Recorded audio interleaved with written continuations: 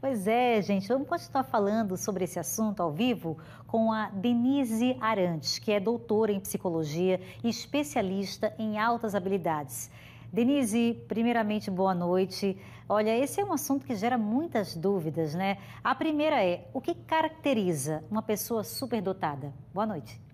Boa noite. Bom, o que caracteriza uma pessoa superdotada, acho que é um pouco do que vocês puderam ver, especialmente, né, a facilidade para o aprendizado, a rapidez para o aprendizado, uma curiosidade, um vocabulário avançado. Então, são características que a gente vai observando já em tenra infância, né? Essas crianças, elas demonstram uma capacidade diferenciada desde muito cedo. Então, elas passam também pelos marcos do desenvolvimento antes do esperado, começam a andar mais cedo, a falar mais cedo, e a gente vai observando, os pais principalmente vão observando essas características desde muito pequenininhas. Os métodos de investigação são testes práticos que são aplicados? Como é esse processo? Existem duas formas da gente fazer a identificação da superdotação. Uma delas é pelos professores na escola, a partir ali do desempenho que essas crianças demonstram, curiosidade, interesse, facilidade no aprendizado. E aí esses professores podem fazer observação do comportamento dessa criança, observação das produções dessa criança, e aí, através de um processo de observação que deveria ser acompanhado também por um profissional da área da educação especial que conheça ou que tenha uma formação nas altas habilidades de superdotação, seria possível fazer essa identificação pedagógica que a gente chama. Mas a gente tem uma outra forma de identificação também, que é realizada por profissionais da psicologia, psicólogos e neuropsicólogos, que têm aí ferramentas e instrumentos para avaliar o perfil cognitivo dessas crianças e compreender se o perfil delas é compatível com o perfil de crianças com altas habilidades de superdotação. Ou seja, comparando essas crianças com outras crianças da mesma idade, o que a gente percebe é que elas têm um potencial diferenciado. E isso é possível a gente observar tanto na psicologia, a partir dos nossos instrumentos, como na escola também, a partir da observação do professor. Mas aí os pais relatam que justamente esse é um obstáculo, encontrar um profissional que esteja totalmente habilitado para dar e fechar esse diagnóstico. Como é que está esse cenário hoje no Brasil, falando inclusive da realidade do Nordeste?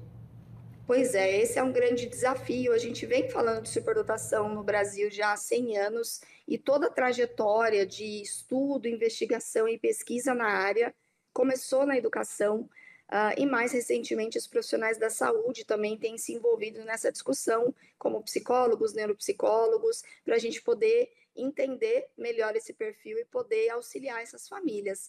Mas a gente tem um desafio muito grande ainda, que é a falta de profissionais especializados na área, tanto na educação quanto na saúde. Então, no caso do Nordeste, por exemplo, a gente sabe que tem os núcleos de atividades para as altas habilidades de superdotação e que eles foram implantados pelo MEC em 2005. E vários estados do Nordeste foram contemplados com um núcleo desses. E, em tese, deveria ter um núcleo desses funcionando em Maceió, vinculado aí ao serviço público para identificação, para o atendimento dessas crianças e para orientação aos pais. Então, em tese, a gente teria em torno de 25 núcleos desses espalhados pelo país que deveriam ter essa função de fazer a identificação e o atendimento desses estudantes. Mas, de fato, essa é uma realidade que a gente vive no Brasil, de poucos profissionais especializados na área, e isso dificulta muito esse processo de identificação e muitas vezes as famílias precisam se deslocar para outros locais, como é o caso da mãe que comentou que foi para Brasília fazer essa identificação do filho dela. Uma vez fechado esse diagnóstico, qual é a recomendação? Disso, pensar quais são os suportes necessários.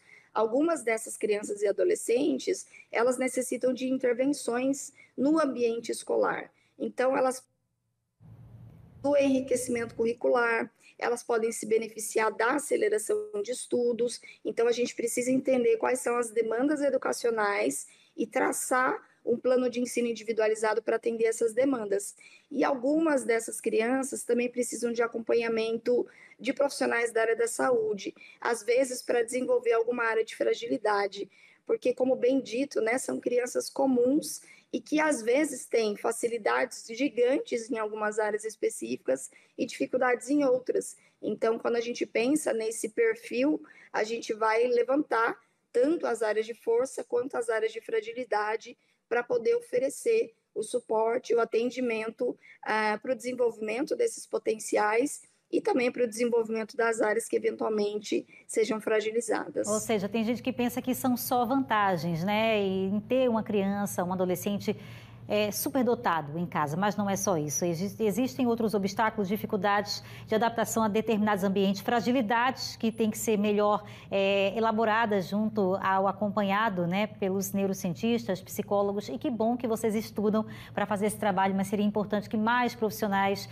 né, da saúde pudessem também se dedicar a esse assunto e para poder diagnosticar mais gente, né, que precisa dessa orientação, mais famílias que precisam desse suporte, como você acabou de explicar. Olha, muito obrigada por você participar ao vivo aqui, Denise Arantes, por estar ao vivo no Cidade, falando desse assunto que a gente trata pouco, né? Mas que bom que a gente representou aí, falou das famílias, pôde conversar com alguns desses superdotados aqui em Alagoas, que existem pelo menos 10 que a gente identificou aqui numa pequena pesquisa, mas pode ser que tenha mais, né? Que ainda não se descobriram ou não foram diagnosticados assim. Muito obrigada, Denise. Eu que agradeço. Boa noite. Boa noite.